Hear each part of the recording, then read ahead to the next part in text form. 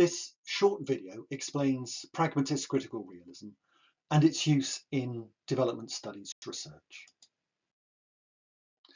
When it comes to tackling real-world problems, researchers often find themselves choosing between two big philosophical approaches: positivism, which focuses on hard facts and objectivity, and constructivism, which highlights how people shape their reality. Both approaches have strengths, but also big weaknesses. This has left a gap in development studies where action and change are as important as understanding the problems. Here's where pragmatism and critical realism come in. They offer something more grounded and flexible for researchers, but on their own, they have their flaws too. So, what if you took the best of both worlds? Enter Pragmatist-Critical Realism, PCR, a research philosophy that blends the two approaches to create practical solutions while tackling deeper systemic issues.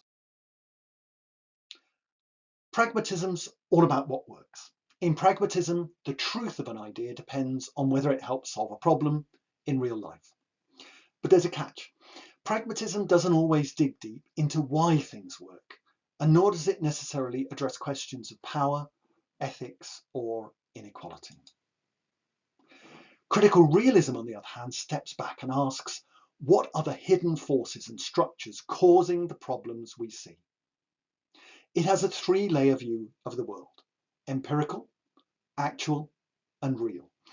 This approach helps researchers uncover the why behind social problems. However, critical realism can get stuck at the theory level, failing to connect research to practical, real-world action, and it can also be complex to operationalize.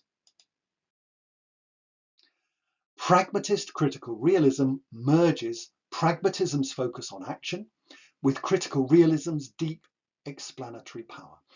Here's the big idea. Use critical realism to uncover the mechanisms causing problems, use pragmatism to test solutions and drive meaningful change.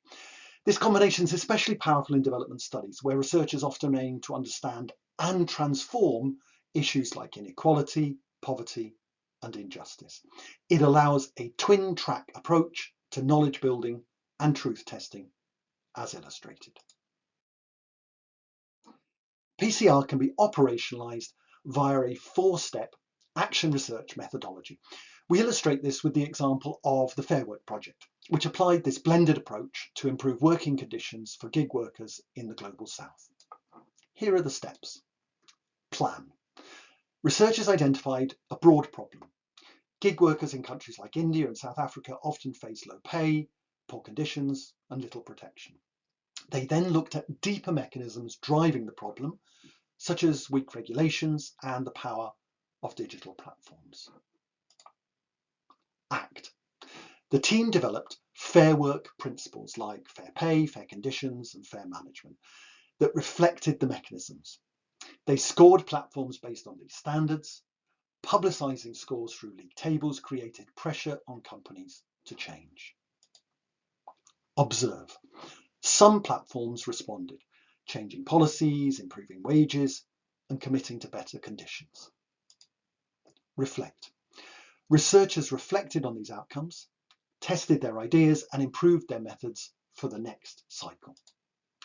Through this ongoing process, which also has shown involves iteration, Fair Work has now driven hundreds of improvements for gig workers worldwide. Pragmatist critical realism is more than just academic jargon. It's a practical, impactful, and critical approach to research that directly connects theory with action. For development studies, it offers a way to address power and inequality, bridge the gap between understanding problems and solving them, and a way to create change that's grounded in evidence and practical solutions.